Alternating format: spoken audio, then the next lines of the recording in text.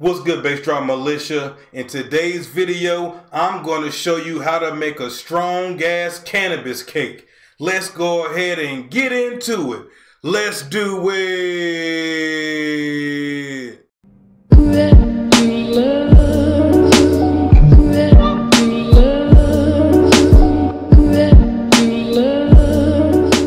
Alright guys, Bass Drop Keys here. I'm your friendly neighborhood Negro, and we're back with another one. So guys, today what we're going to be doing is I'm going to show you how to make a strong ass cannabis cake. This is going to be another video where we're medicating a box cake. It's really one of the easiest ways to make a cake. So what we're going to do is I'm going to show you how to make the easiest, most potentest, that's not even a word, but let's go with it. The easiest, most potentest cake that you ever can make straight out of a box. Real quickly guys, if this is your first time on the channel and you want to see more cooking with cannabis videos, strain reviews, food reviews, and everything else that we do, make sure that you hit that subscription button and the notification bell so that you get every notification whenever I post a new video. Also, before we get this thing started, the can of oil that we're going to be using to make this cake, I actually made it with the Magical Butter Machine.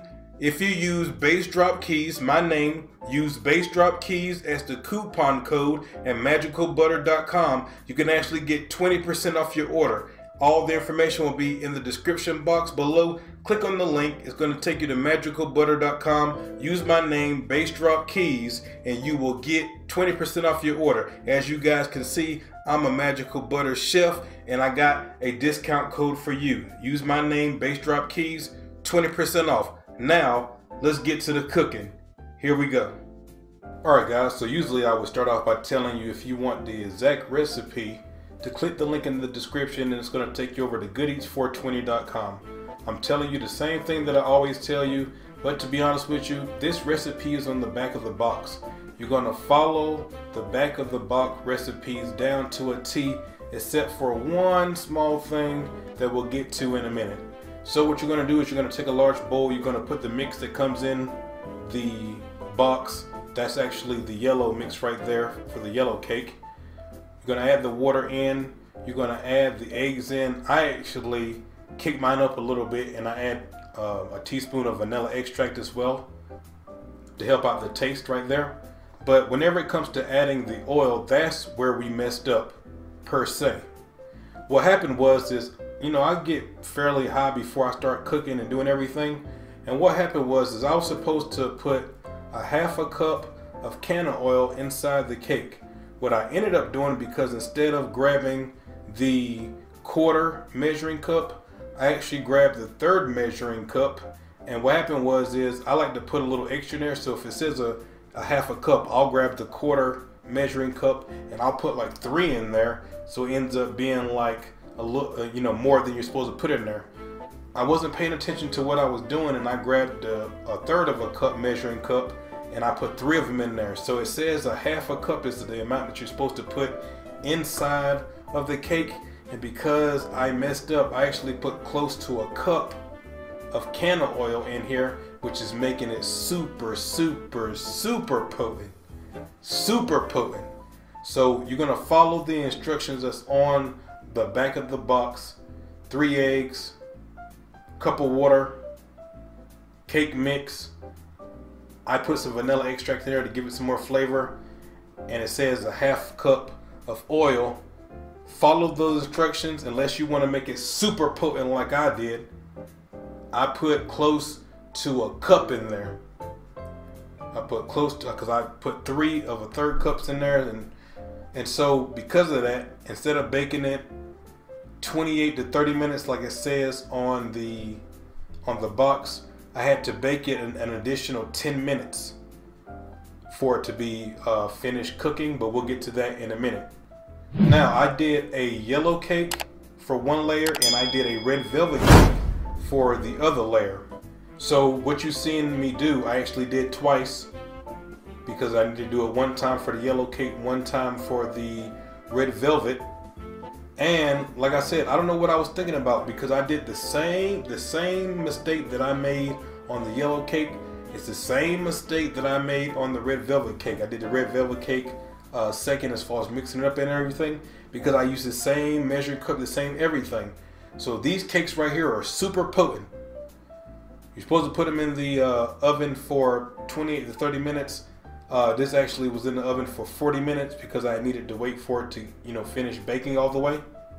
So I actually did 40 minutes. So those of you who want to make your cakes extra potent and you're wondering what happens if you double up the can of oil that you're supposed to, I can tell you that it will work just fine. You just have to bake it an additional 10 to 12 minutes in order for it to bake fully, but it most definitely will work. So anybody who wants to make real potent cakes, go ahead and damn near double up on the oil and bake it an extra time for extra time, and you can definitely make it happen. As far as the frosting, you never want to use the frosting right out of the can. I mean, well, you can, but that's not the way that I want to do it. So what I did was I put the frosting in a bowl. I put a 1/4 cup of can of oil. Well, I thought it was a 1/4 cup, but once again, I used the same cup, so it ended up being 1/3 of a cup. I was meaning to use the 1/4 cup measuring cup, and I used 1/3 measuring cup for everything. And I mean everything. So I put 1/3 of a cup of can of oil inside the frosting and used the hand mixer to whip it up. And as you can see the difference whenever you whip up your frosting. You don't have to, but if you have the ability to, whip up your frosting before you use it, and it's going to make it come out a lot better.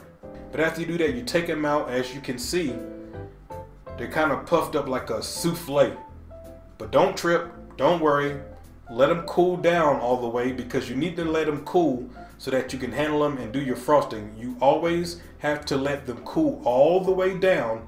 You don't want them to be warm or anything at all whenever you're doing your frosting, because if you do, your frosting is going to melt. So what you're going to do is you're going to let it cool down 30 to 45 minutes. So once that's done, you come, and as you can see here, if we try to do the cakes like this, it's not going to work out. So what you have to do is you have to take your knife, and we're going to trim the cake. We're going to cut the dome off of it. It's pretty simple. Just make sure that your knife stays horizontal to the pan. I do that by sitting it on the edge of it and then simply rotating the pan around. That will make sure that you're even all the way across and there's no dimples or anything in the middle or anything like that.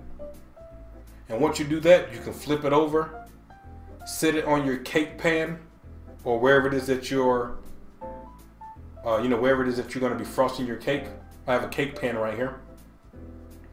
And what I like to do is I go ahead and put it on the middle first and make sure that, there's nothing, no spots that's not missed, because you don't want a spot of cake where there's no chocolate in it and somebody gets that piece. That's not cool. So make sure you have everything, a nice layer in the middle. Do it with the other cake. The same thing, cut the top, put it on top. And then once you do that, the rest of your frosting you're going to put on top of it, frost the top of it, frost the sides of it, and you're going to combine the two layers with the frosting. That's how that works. Very simple. The point is, don't rush. You don't have to break any kind of records getting it done. Just make sure everything is covered the right way, because you want every piece to have the same amount of frosting if possible. And so once you do that, the last thing that we got to do is we got to go ahead and cut this thing, man.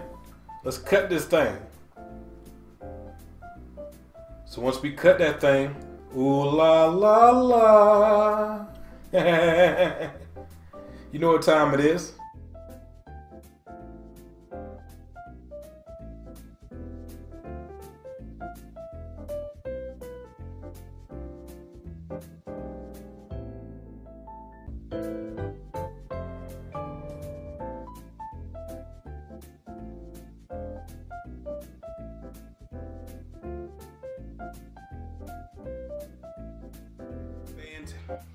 Alright guys, so we just got finished making a fantastic cannabis cake.